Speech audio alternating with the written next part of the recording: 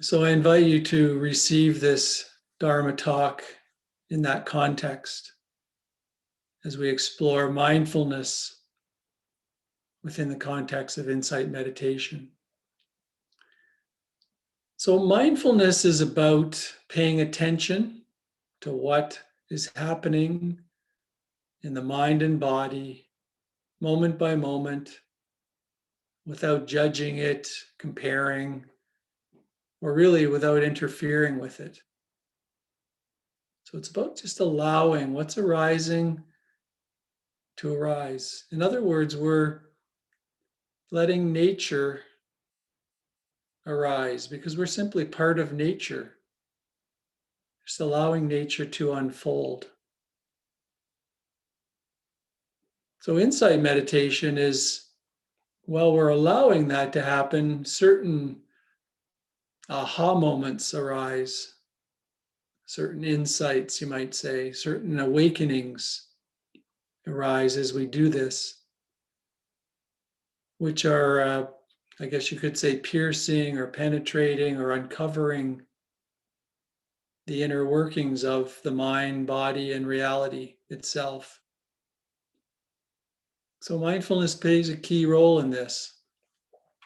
And this word mindfulness, or in Pali, which was the language the Buddha used, sati, is throughout the Buddha's teachings.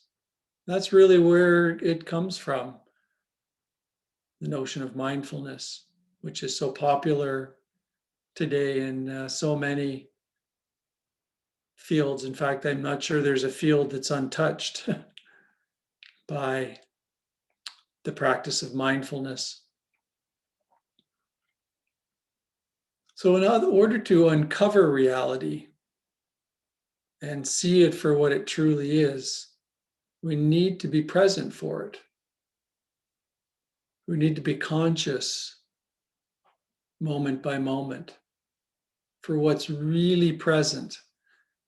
Not what our minds are thinking about what's present, but the direct experience of what's present, moment by moment. And of course, we say moment or the present moment because as soon as you're not in the present moment, you can't be anywhere else but in your mind. The mind will carry you to the past or the future. So we can all be present to some degree, for a short period of time. Eventually, what happens, and you might have noticed that in your meditations, is you get distracted from what you're paying attention to, and you go off into thinking. And that's quite natural. It's not a problem. It's not a mistake. The practice isn't about trying to quiet the mind. It's, in fact, being present, bringing that phenomenon of the mind into awareness. And it's also important to notice what we're getting hung up on, what's distracting us, what is pulling us away from presence. And it's very important to notice this and understand this, because when we do so, we're understanding our fears, our clingings, our hooks, our buttons, whatever you might call them. We're seeing what complicates our attention, where we get caught, what makes it difficult is central to mindfulness practice and insight meditation. Often, when I'm teaching new people to meditate, I will introduce this thing called the top 10 tunes. But and with the top 10, and I've also discovered that this practice it never loses its usefulness. It's not something we just do when we begin meditation, because the top 10 tunes don't seem to go away. They just change to a different set of tunes. It's almost like the top hits charts never go away. The songs just change on them. That's kind of like what happens in our minds. The top tunes that play don't go away. They just change, different tunes. So what the top 10 tunes is, you're just kind of identifying what's arising that's pulling me away from awareness. Just giving it a little label, like the boss at work story, or the car breaking down story, or the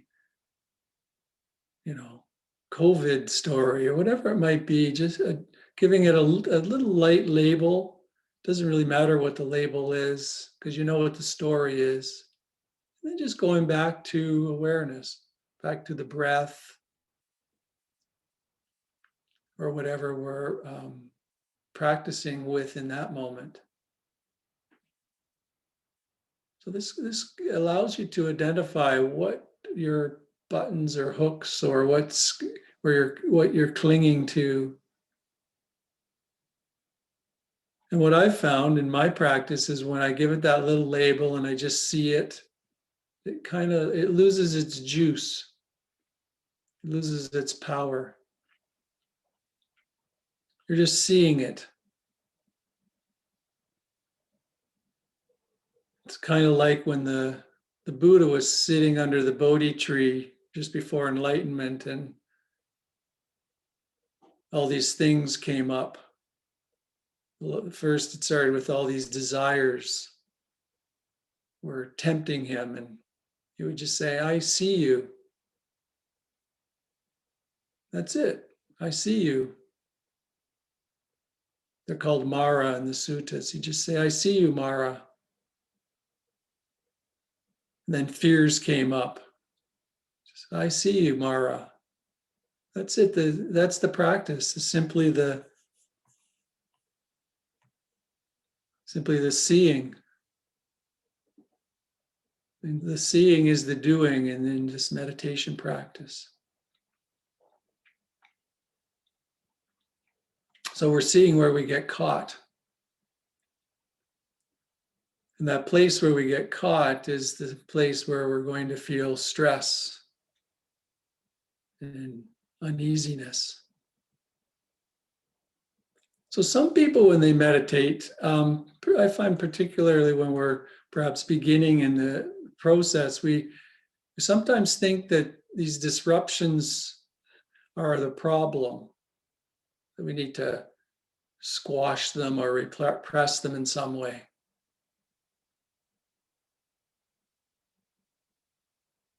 And they're really not a problem. It's we're not trying to judge anything as bad or inappropriate.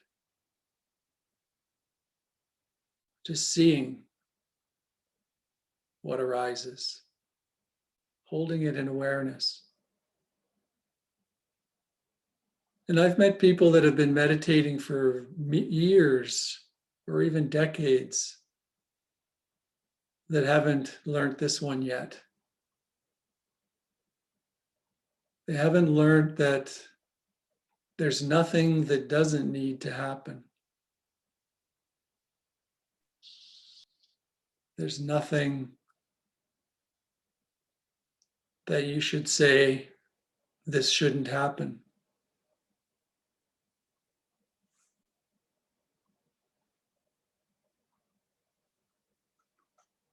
So there's a way of just being with the present moment, of allowing things to arise moment by moment. And this gives you a tremendous power to navigate life.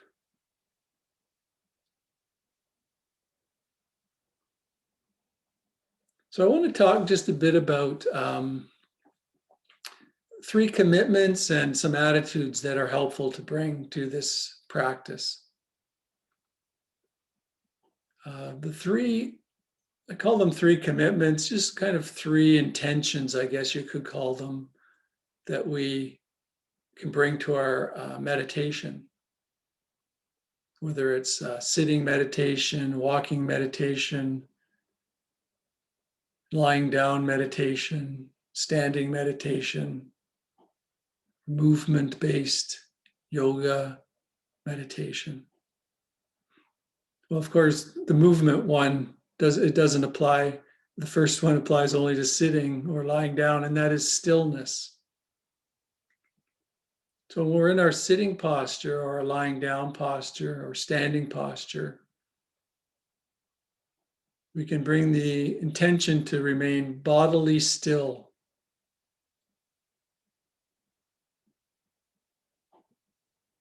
We can't in any way control what the mind does, but we have some control over the body in terms of its moving. And what the body tends to do is distract by, kind of fidgeting, or energy gets released, and there's a tendency to want to move to disperse it.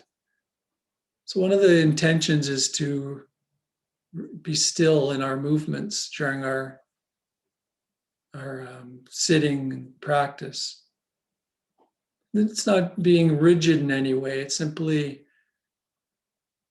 as best we can, bringing stillness as an intention. Of course, if intense discomfort arises, the compassionate thing to do will likely be to move, to bring some comfort back to the body. But just to be aware of this notion of comfort. It's sometimes the body just shifts and moves. It's just this kind of constant searching for comfort. I just did a Zoom retreat with Ajahn Veridamo, and one of his, he's the monastic in Perth here, in Perth, Ontario. And one of his, I think he said it was a practice that he's more recently taken up, and that is a more lying down meditation. I think he said as he's getting older in years, he's doing more lying down meditation. It's a more restful posture. And what he does is he kind of lies there and he notices how the body keeps wanting to shift to bring more comfort. Seeing this clinging to comfort. And so he says he gives himself, a certain 30 seconds of, shifting and moving and finding the comfort. And then he just says, okay, that's it for shifting and moving. Now I'm bringing stillness. And then just noticing the mind, the body, bringing up let's shift this. What if my hand's this way? What if my arm's this way? Just letting that go and resting in the stillness. I've been playing around with that practice, and it's a beautiful way to tune into moment-to-moment desires for comfort. The second intention is to be present for and allowing whatever arises. Being present for and allowing whatever arises. And this is, paying attention moment to moment, being conscious moment to moment, in the present moment, without judgment, without commentary. You could call it bare attention, bare of commentary, bare of interference, being with reality with a sense of non-interference. And the third intention is, if we get distracted by thought, that we come back to an anchor or home base. to reground attention, to come back to the concrete from the abstract, to become embodied. This anchor can be the breath. I introduced the breath in the belly as a possible anchor. But you'll find your own anchor in your practice, whatever that might be, as your home base or anchor. When distraction and thought arises, simply coming back to that home base. So the three intentions of stillness, presence, and using an anchor.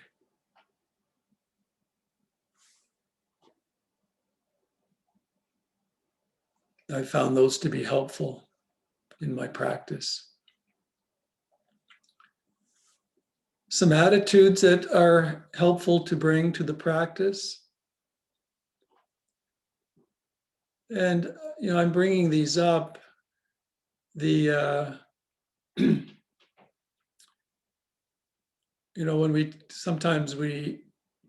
in the West, in Western countries that have taken up this practice more recently, we just jump into the meditation, sometimes without the background, and a lot of confusion and can arise. Like, people having the idea that that the practice is about stopping thoughts, which is a big misconception about this practice, and it can lead to a lot of striving and extra suffering.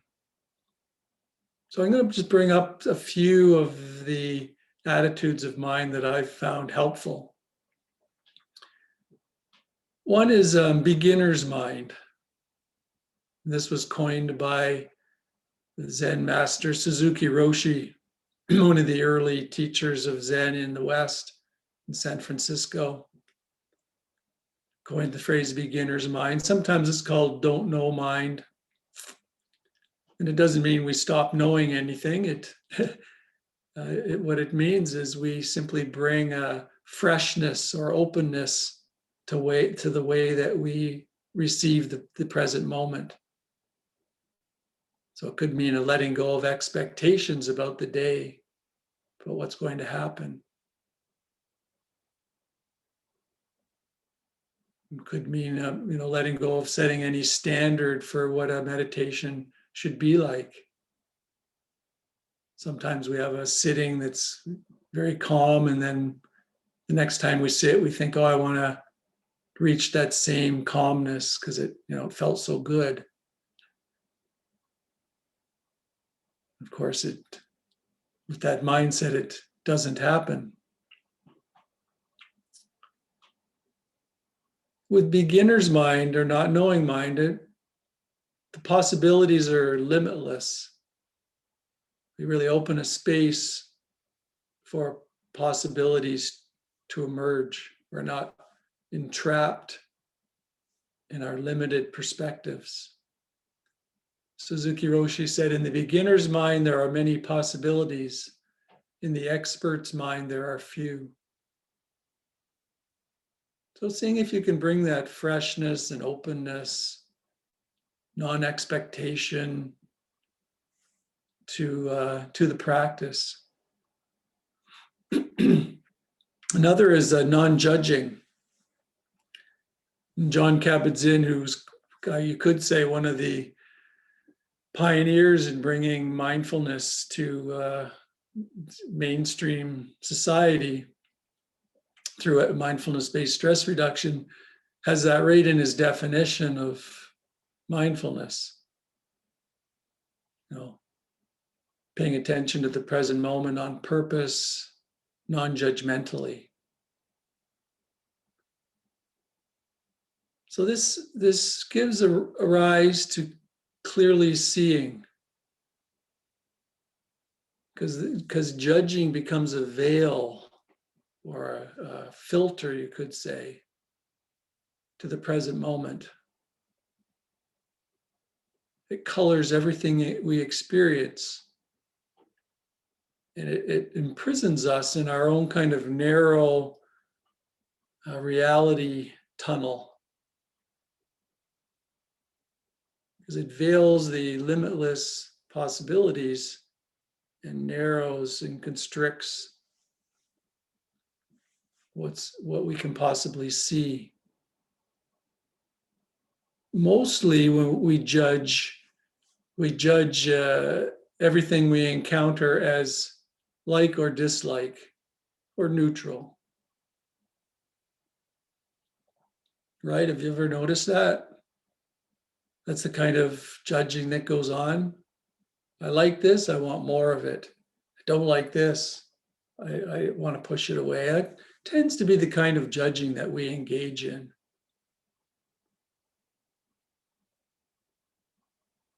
And in this practice, we're seeing when that happens, and we see how that causes suffering. So when we let go of judging, we kind of enlist a clear seeing that can discern what's happening outside our own conditioning. What's happening beyond what our conditioning, how we're programmed to see? What's happening outside of that? This liking and disliking, of course, is the mind's search for happiness. We're like happiness machines, the mind is. Grasping at what we like, pushing away what we don't like, trying to find happiness in that process of pushing away and pulling toward objects in the world, whether those objects are thoughts, sounds, sights, smells, tastes. We search for happiness within those objects, and we find it's unsatisfactory. In fact, if happiness could be found in grasping and pushing away objects, you wouldn't be here. You wouldn't have taken this Sunday to meditate, because you would have already found happiness in the objects around you. You'd be out chasing smells, tastes, sights, sounds, thoughts.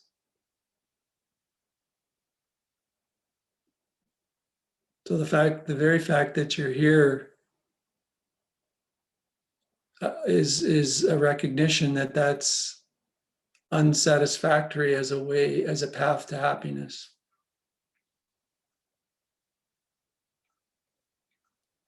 Another one is acceptance.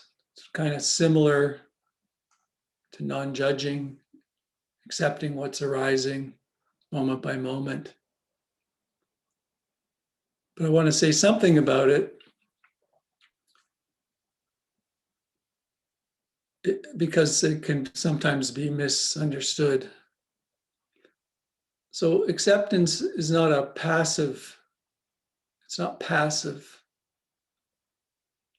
It doesn't mean you don't act in the world or don't do anything when injustice arises.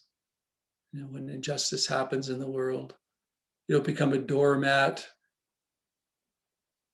for abusive language or any kind of abuse. There's an active recognition of the way things are in the moment. I mean, how could they be any different?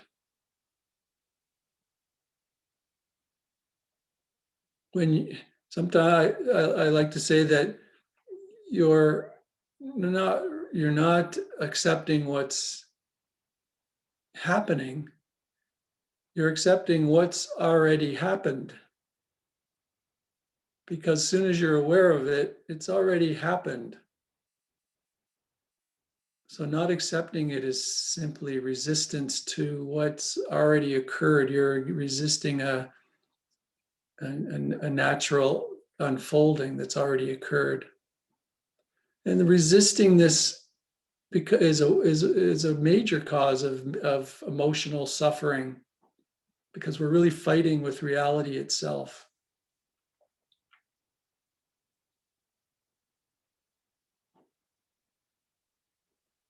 So by accepting what's arising moment by moment, we can face the next moment with more clarity and skillfulness. And we're open to many more possibilities in how we then face the next moment. So there's a tremendous active, discerning power to accepting what's arising moment by moment. It's quite the opposite of how our mind might perceive it as, is inaction. There's quite a powerful transformative aspect to it, and how we relate to our inner experience, and also how we relate to our actions, our worldly actions, our actions in the world. And I put this out here because the mind can get kind of entangled in these thoughts around acceptance, and it can be a barrier to opening to the practice. Another attitude is letting go, or letting be, as it's sometimes called. And letting go simply is reminding us to let things be as they are. Another way to say acceptance, I guess you could say.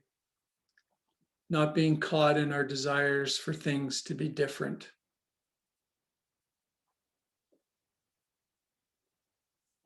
One of my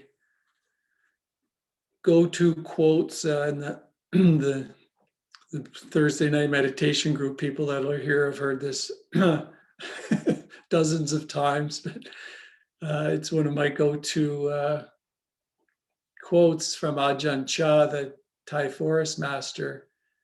If you let go a little, you'll have a little peace.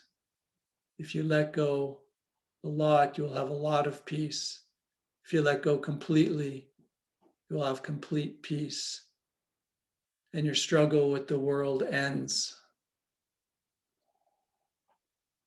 So really, that's what we're practicing here, seeing that if we let go a little, we get little glimpses into the essence of our being, that peace that's already and always present.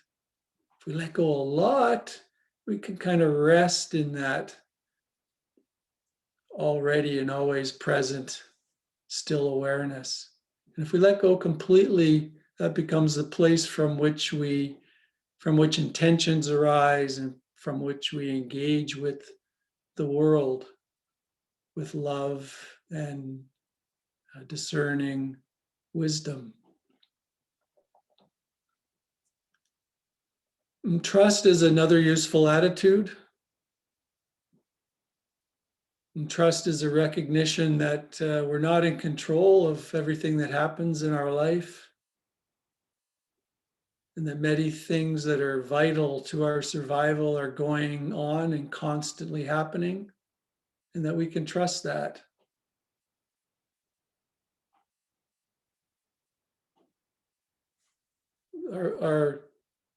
We're nature unfolding, and we're not in control of all these bodily functions that are occurring. If you ever had to control any organ in your body, we'd mess it up terribly, because we'd probably overthink and overanalyze it, right?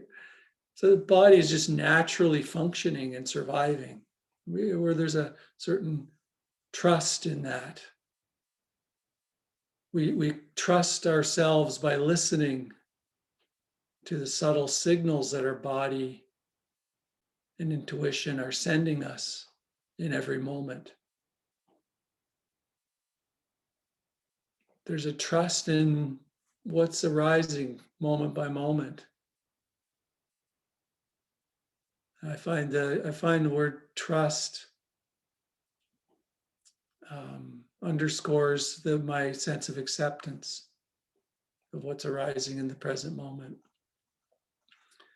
Patience. This was one I've worked with throughout my throughout my life and throughout my decades of practice. Patience with the practice and patience in life.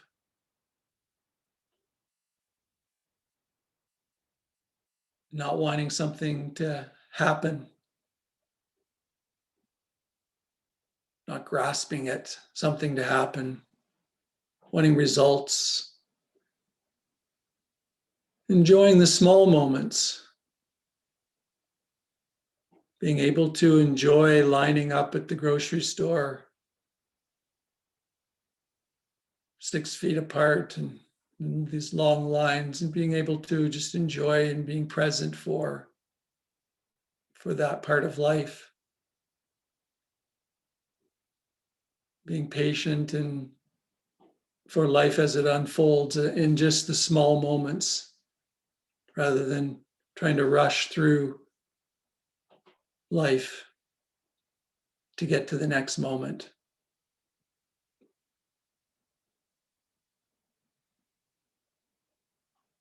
I could say a lot about patience, but I'll leave it at that.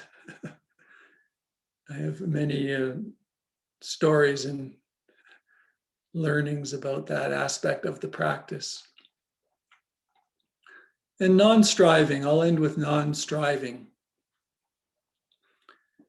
To be with meditation and to be with life without a fixed agenda.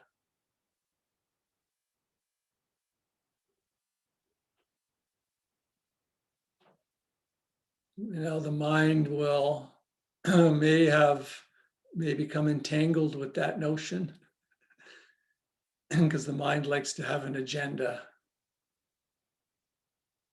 The mind is all about trying to control and protect. So as soon as you say something like to be with life without an agenda, the mind goes, oh, wait a minute, that doesn't sound safe. Which is fine, just noticing that's just a thought arising in the mind. And realizing that non-striving is not about having goals or aspirations. You wouldn't be here without a goal or an aspiration. Again, there's something that drew you here to whatever it might be, more peace in your life, more calm, less a way to relate to stress.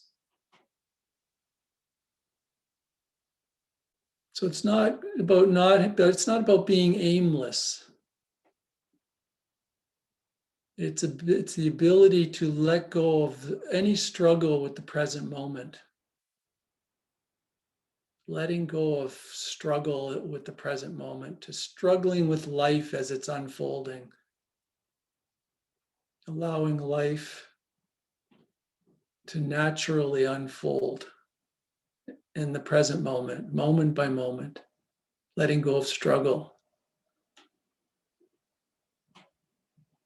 So it non-striving recognizes that happiness isn't found in achieving or accumulating things or objects,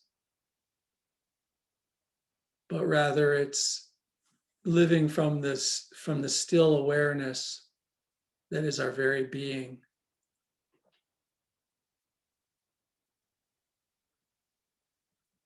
And this can seem paradoxical, right? There's lots of paradoxes in this practice. Because people come to the practice wanting to attain something, right? As I said, whether it be peace or calm, stress reduction, or even awakening. But I invite you to hold these goals lightly.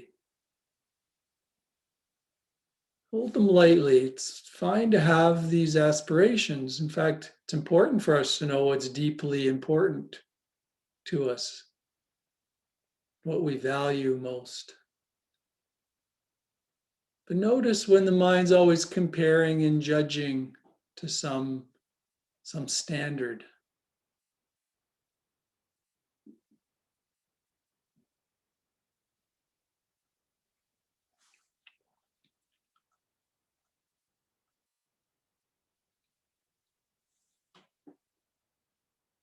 So, why do we meditate? I've given you some attitudes and some intentions to bring to the practice. And really, those are the attitudes and intentions that we can bring to life. But why do we do this thing called meditation? I see it as a kind of laboratory. It's kind of an experiment to see life unfolding in this controlled environment. When a scientist, tries to understand elements, they'll maybe use, a controlled environment, like a test tube is a controlled environment, controlling variables. So we know we're closing our eyes, so that takes away a major, for human beings at least, a major sense door.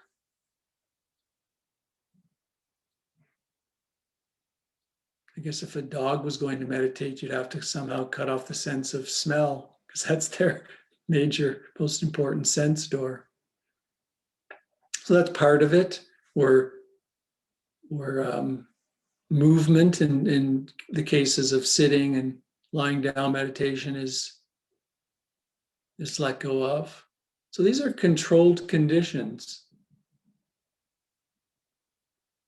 So we don't meditate to become good meditators. We meditate to see how life works, to really get to know this mind-body matrix, this mind-body dynamic. Get to really see it for what it is.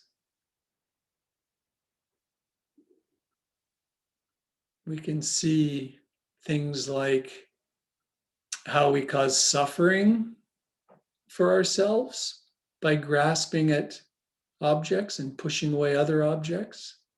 We can start to really see that in our meditation. We can really start to see things like how things have a contingent nature. They're constantly in flux and flow, arising, perhaps lingering, and passing away. That nothing stays forever. You might start to see that there's really nobody running the show here. You've got all these competing tendencies and impulses and sense doors, and they're just happening. There's no CEO that's directing it all.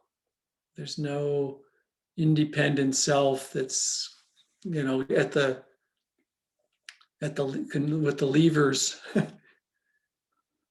You can see that with thought, especially if you ever thought you were in control of your thoughts. Well, you start to see in meditation that thoughts just come and go. You can be determined not to have a thought, and the mind will just secrete thoughts anyway, right?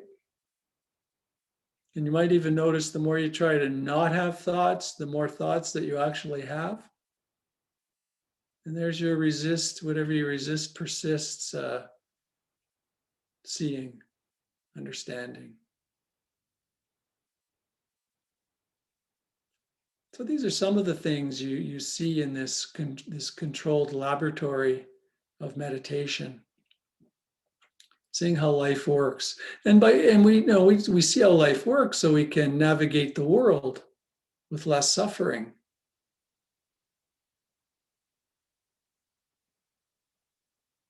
So we meditate in order to see reality for what it is, which allows us to navigate the world. So we're not meditating to disconnect from the world.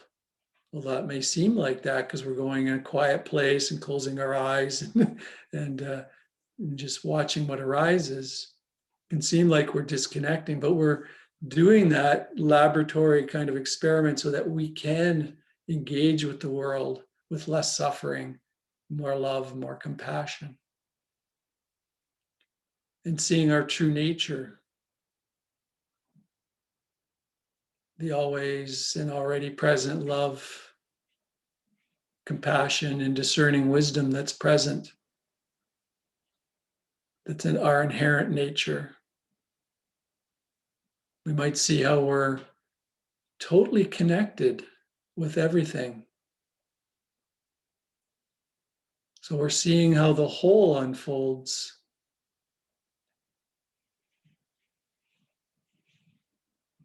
So we might see how we're nothing and how we're everything at the same time. Another one of my go-to quotes is from Nisargadatta. Wisdom is knowing I am nothing. Love is knowing I am everything. And between the two, my life moves. Wisdom is knowing that I am nothing. Love is knowing I am everything. And between the two,